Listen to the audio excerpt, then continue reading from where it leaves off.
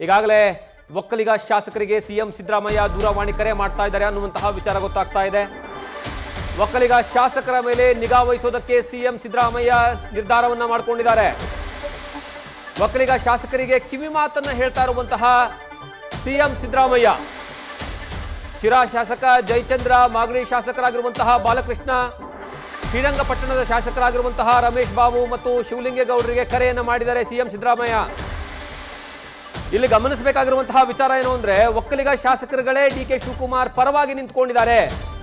ಅವರೇ ಬಹಳಷ್ಟು ದೊಡ್ಡ ಮಟ್ಟಿಗೆ ಡಿಕೆಯ ಬೆನ್ನೆಲುಬಾಗಿ ನಿಂತ್ಕೊಂಡಿರುವಂಥದ್ದು. ಮತ್ತೆ ಹೈಕಮಾಂಡ್ ನಾಯಕರ ಭೇಟಿಗೂ ಸಹ ಪೂರ್ತಿಯಾಗಿ ಒಕ್ಕಲಿಗರ ಶಾಸಕರುಗಳೇ ಹೋಗಿದ್ದಾರೆ.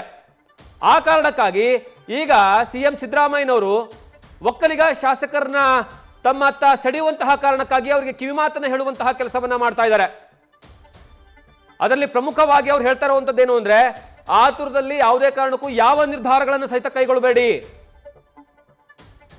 ನೀವೆಲ್ಲ ಮುಂದೆ ಸಚಿವರಾಗುವಂತವ್ರು, ದೆಹಲಿ ನಾಯಕತ್ವ ಗೊಂದಲ ಮೂಡಿಸೋದು ಬೇಡ. ಬಹಳಷ್ಟು ಜನರಿಗೆ ಈಗ ಶಾಸಕರಾಗವರು ಅಂದ್ರೆ ಸಚಿವರಾಗಬೇಕು ಅನ್ನುವಂತಹ ಆಸೆ ಇದೆ. ಈಗ ಶಿವಲಿಂಗೇಗೌಡರಿಗೆ ಸಚಿವರಾಗಬೇಕು ಅಂತ ಬಹಳಷ್ಟು ಬಾರಿ ಅವರು ನೇರವಾಗಿ ಹೇಳ್ಕೊಂಡು ಬಿಟ್ಟಿದ್ದಾರೆ, ನಾನು ಸಹ ಈ ಬಾರಿಯ ಸಚಿವ ಸ್ಥಾನದ ಆಕಾಂಕ್ಷಿ. ಇನ್ನು ಬಾಲಕೃಷ್ಣ ಅಂತೂ ಈ ಬಾರಿನ ಸಚಿವ ಸಂಪುಟದಲ್ಲಿ ಸೇರಲೇಬೇಕು, ಮಾಗಡಿ ಶಾಸಕ. ಇನ್ನು ಶಿರಾ ಶಾಸಕ ಜಯಚಂದ್ರ ಅವರಂತೂ ಈ ಬಾರಿನ ಸಚಿವ ಸಂಪುಟದಲ್ಲಿ ಸೇರ್ತೀನಿ, ಯಾಕಂದ್ರೆ ಅವರು ಹಿರಿಯ ಶಾಸಕರು. ಈ ಹಿಂದೆಯೂ ಸಹಿತ ಸಿಎಂ ಸಿದ್ದರಾಮಯ್ಯ ಕ್ಯಾಬಿನೆಟ್ನಲ್ಲಿ ಸಚಿವರಾಗಿ ಸೇವೆಯನ್ನು ಸಲ್ಲಿಸಿದವರು, ಕಾನೂನು ಸಚಿವರಾಗಿ ಅವರು ಸೇವೆಯನ್ನು ಸಲ್ಲಿಸಿದ್ರು. ಈ ಬಾರಿ ದೆಹಲಿಯ ಪ್ರತಿನಿಧಿಯಾಗಿ ಅವ್ರನ್ನ ಏನಂದ್ರೆ ಆಯ್ಕೆ ಮಾಡಲಾಗಿದೆ.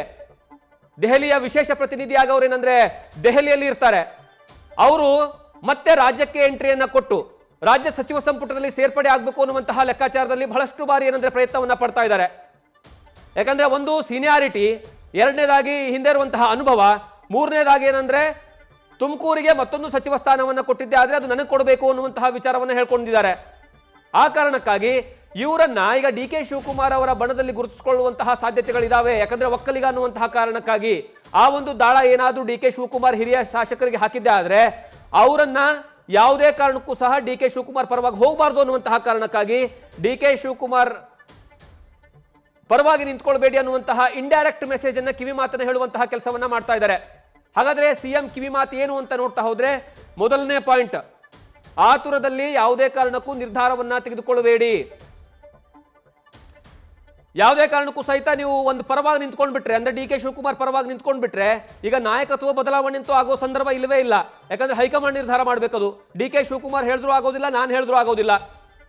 ಈಗ ನೀವು ಒಂದು ಪರವಾಗಿ ನಿಂತ್ಕೊಂಡು ಆತುರದ ನಿರ್ಧಾರ ತೆಗೆದುಕೊಂಡು ಒಂದು ಬಣದತ್ತ ನೀವು ಏನಾದರೂ ಹೇಳಿದ್ದೆ ಆದ್ರೆ, ಅಥವಾ ಹೈಕಮಾಂಡ್ ವಿರುದ್ಧವಾಗಿ ಏನಾದರೂ ನಿಂತಿದ್ದೆ ಆದ್ರೆ, ಪಕ್ಷ ವಿರೋಧಿ ಚಟುವಟಿಕೆಗಳಲ್ಲಿ ಏನಾದರೂ ಭಾಗಿಗೆ ಆಗಿದ್ದೆ ಆದ್ರೆ ಇದು ನಿಮಗೆ ಮುಳುವಾಗುತ್ತೆ ಅನ್ನುವಂತಹ ಮೆಸೇಜ್ ಅನ್ನ ಪಾಸ್ ಮಾಡುವಂತಹ, ಕಿವಿ ಮಾತಾಡುವಂತಹ ಕೆಲಸವನ್ನ ಸಿಎಂ ಸಿದ್ದರಾಮಯ್ಯ ಮಾಡ್ತಿದ್ದಾರೆ. ಇನ್ನು ಎರಡನೇ ವಿಚಾರ, ನೀವೆಲ್ಲ ಮುಂದೆ ಸಚಿವರಾಗಬೇಕಾದಂಥವ್ರು. ನಾವಾಗಲೇ ಹೇಳ್ತಾ ಇದ್ದೆ, ಅದರಲ್ಲಿ ಪ್ರಮುಖವಾಗಿ ಕರೆ ಮಾಡಿದ್ದ ಯಾರ್ಯಾರಿಗೆ, ಒಂದು ಟಿ ಬಿ ಜಯಚಂದ್ರ ಅವರಿಗೆ, ಶಿರಾ ಶಾಸಕರವರು, ಬಹಳಷ್ಟು ಸೀನಿಯರ್ ಲೀಡರ್, ಈಗ ದೆಹಲಿಯ ವಿಶೇಷ ಪ್ರತಿನಿಧಿ ಇದ್ದಾರೆ ಅವರಿಗೆ. ಯಾಕಂದ್ರೆ ಅವರು ಈ ಬಾರಿ ಸಚಿವ ಸಂಪುಟದಲ್ಲಿ ಸೇರ್ಪಡೆ ಆಗೋದಕ್ಕೆ ಎಲ್ಲಾ ರೀತಿಯ ಕಸರತ್ತು ಮಾಡಿದ್ದಾರೆ. ಮತ್ತೆ ಸ್ವತಃ ಸಿಎಂ ಸಿದ್ದರಾಮಯ್ಯನವರು ಸಹ ಈ ಬಾರಿ ಸೇರಿಸ್ಕೊಳ್ತೀವಿ ಅನ್ನುವಂತಹ ಭರವಸೆ ಕೊಟ್ಟಿದ್ದಾರೆ ಅಂತ ಅವ್ರು ಹೇಳ್ಕೊಂಡಿದ್ದಾರೆ. ಇನ್ನು ಮೂರನೇ ವಿಚಾರದಲ್ಲಿ ದೆಹಲಿ ನಾಯಕತ್ವ ಗೊಂದಲ ಮೂಡಿಸೋದು ಬೇಡ ಅಂತ.